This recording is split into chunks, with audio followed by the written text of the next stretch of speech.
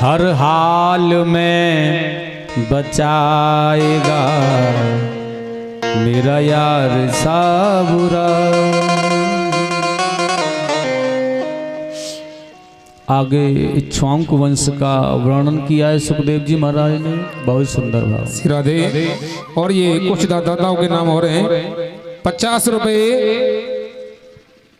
श्रीमान कुक्को का देवता देवा, 500 रुपए श्रीमान मुकेश चौधरी सनौब राजवीर चौधरी, 51 रुपए श्रीमान विनोद संग्रामपुर निवासी कथा में दान कर रहे हैं। भगवान इनकी सभी मनोकामना पूर्ण करें। बोलिए गोविंद भगवान की जय।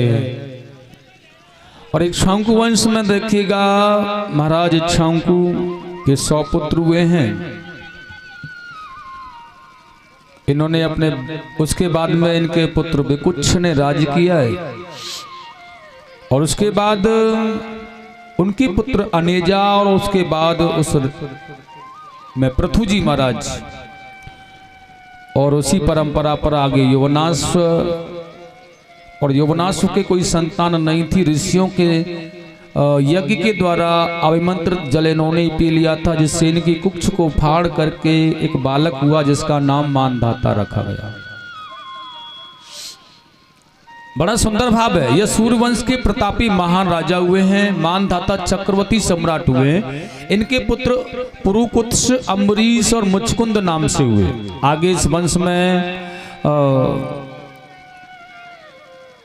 बहुत से राजा हुए हैं महाराज, जैसे कि पुरुकुत्स का पुत्र हुआ है तशदर्थ, उसके बाद अरण्य, उसके बाद हरवस्व नाम के राजा हुए, और उसके बाद अरुण नाम के राजा।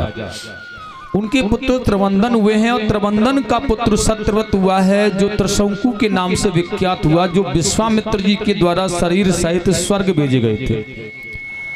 और त्रिशंकु के पुत्र हुए हैं हरिश्चंद्र जी, जिनकी परीक्षा विश्वामित्र जी ने ली थी। उसके बाद रोहित, हरित, चंप, सुदैव, विजय, भरुक, बाहुक, और उसके बाद में सगर नाम के राजा इस वंश में।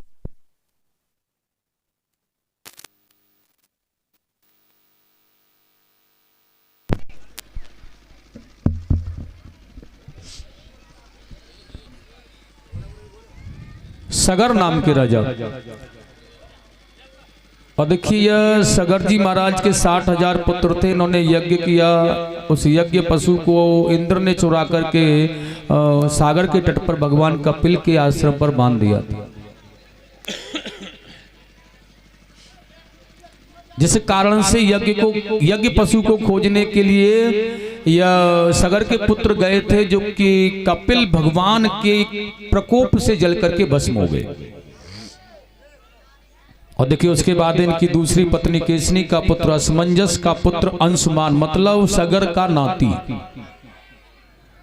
यह परपोता था। यह बड़ा सीधा और सादा प्रवृत्ति का था बेचारा। यह वो अपने पितामह की आज्ञा पाकर उस अश्व को खोजने निकला। अब यह शांत प्रिय है, संत कृपा तो बरसेगी। जो सरल है, जो शांत प्रिय है, वहां संत कृपा बरसती है। और ढूंढता हुआ भगवान कपिल के यह आश्रम पर जब पहुंचा, तो इसने उन्हें बहुत सुंदर स्तुति गाई और प्रणाम किया। अश्व को नहीं देखा, हमारे पितामह का अश्व बंधा है, लेकिन उन्हें विश्वास है कि यह अश्व यह बंधा है, इस अश्व से पहले भी हमें कुछ दिख रहा है, और जो दिख रहा है वो क्या है, उसको पहले हमें नतमस्तक होना चाहिए।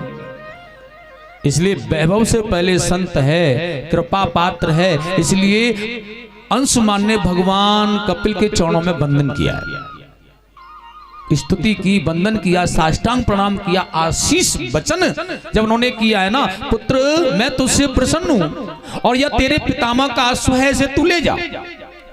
इंद्र ने चुरा करके इसे यहां बांध दिया है, लेकिन मैं कहता हूं तू इसे ले जा। अब कुछ करने की आवश्यकता हुई नहीं, देखो, और यह अश्व अपने आप मिल गया। और यहां 60,000 पुत्र जल करके भस्म हो गए इसी अश्व के चक्कर में।